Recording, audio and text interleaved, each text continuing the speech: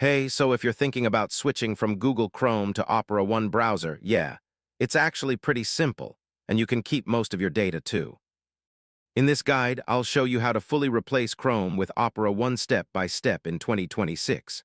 First, download Opera One from the official website and install it on your computer. During setup, choose the option to import data from Chrome like bookmarks, passwords, and history.